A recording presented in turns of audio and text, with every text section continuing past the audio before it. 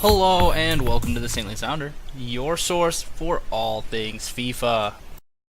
Today is part 3 of the Squad Building 101 series. Today I'm going to be talking about wingers, an often misused position I would say, but one that if you figure out a lot of what to expect, you won't be disappointed and will be better able to utilize the talent that you have in your squad. Before we start, I just want a quick note. Any player can play any of these roles if you need them to, especially for chemistry reasons. And if you adjust to the weaknesses of a player, if they're playing a little out of position, you can more than adequately use them. You can play a Walcott at right mid, but he's kind of underutilized and his weakness may cost him. But at the same time, if you need him, you need him. Play him there, even though he perhaps doesn't fit what would make your squad truly complete.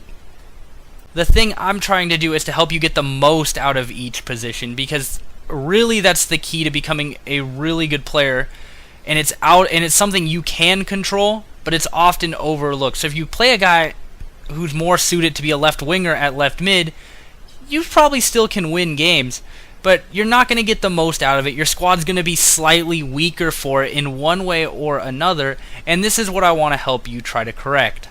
I'm going to start with the deepest lying position, the left mid, right mid. In many ways this is really thankless. It's a key outlet position and it's going to start counterattacks, but it's not going to show up in your goals, it's not going to show up in your assists, and you probably won't notice them when they actually make a lot of tackles on defense. This isn't the place for Ronaldo or Reus. If you spend that kind of coin on a player, change your formation to accommodate it, because out here they are really going to be wasted. They're going to touch the ball about a fifth of the amount that you would really want. And if you're paying that kind of money, you need them on the ball shooting. You're also going to be asking them to do a fair bit of defending, because they're going to have to cover for when your left back or right back get caught up the field, and their natural position has them lying a little deeper. Because of this, they're not going to get shots inside the 18, so you're going to want them out wide whipping balls in. So crossing is a key stat there, and you don't want a guy with like 20 defending playing at the left mid or right mid position, because like I said, they're going to be asked to play a fair bit of defense.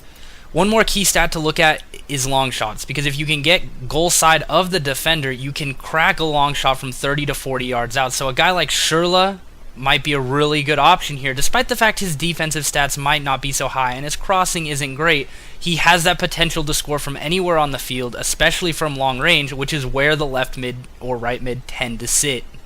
Next is left wing or right wing, which is a position where you really start to focus on the offensive stats. You're going to be focusing on a guy who can cross it in or shoot the ball well.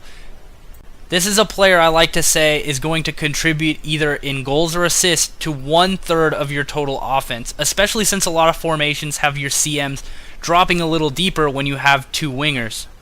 This is where you can start to see your Ronaldos, your Reuses, and your Neymars fitting into your squad. Guys with good dribbling who can cut inside, can skill in, can cross if they need to, can finish the ball if they get a good chance. This isn't a position where you want a guy who feels heavy on the ball. You don't necessarily need a big physical guy. A guy like Cuadrado or Neymar can completely confuse an opponent, especially if you are even half decent at some of the skill moves I talked about in Dribbling 101. So the key stats are going to be obviously pace, finishing. You want good ball control because they're going to be touching it quite a bit.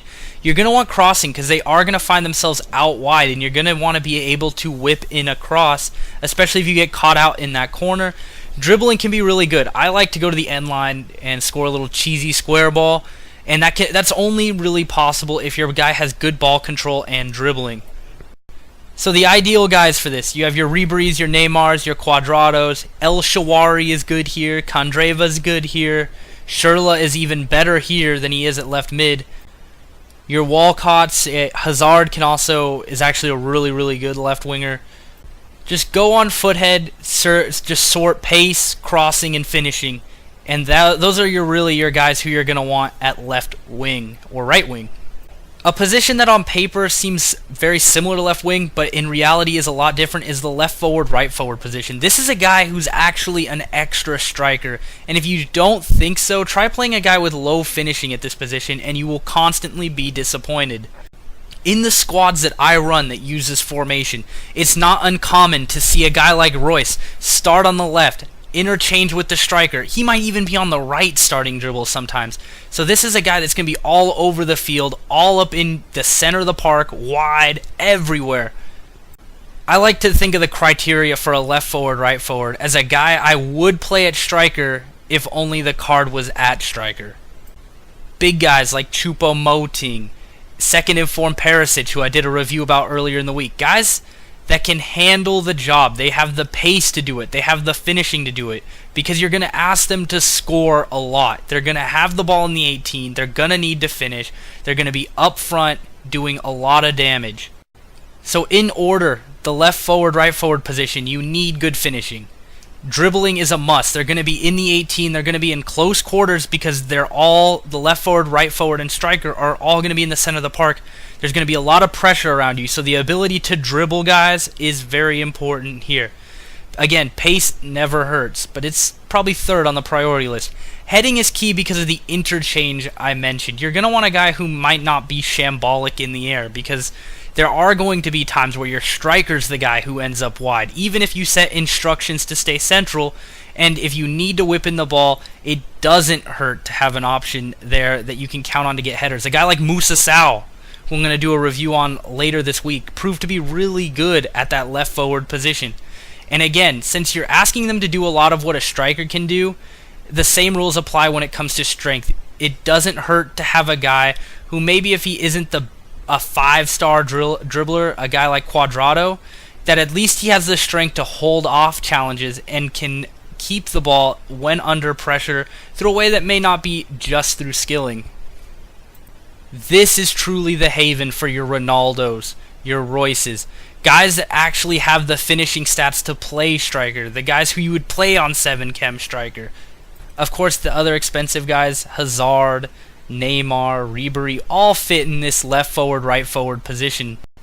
Kandreva does not, and that's one thing. You look at his strength stats and his shot power, and you might think he does, but pay attention to the finishing stat. I can't say it enough.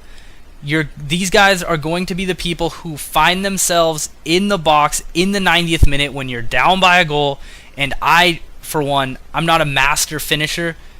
I need a guy with plus 75 finishing. I want to be able to count on that ball going into the back of the net. Alright, so if you found this at all interesting or helpful, like and subscribe. I know it's a bit wordy, but if you take this into account, I think it would really help you a lot. I'm on Twitch at the Saintly Sounder. Again, I try to demo good squad builds when I build my teams, as well as good play. And if the FIFA gods are smiling, I do try to display quite a bit of wins as well. Either at the end of this week or the beginning of next week will be my defensive tutorial. It just takes a while to find an opponent who uses a lot of different strategies for attacking, and of course I actually have to be able to defend that well for the recording and the screenshots and everything to work, and to give you guys the best advice and the best looks and the best examples. So that'll be coming as soon as I get the recordings done properly. Until next time, see you on the pitch.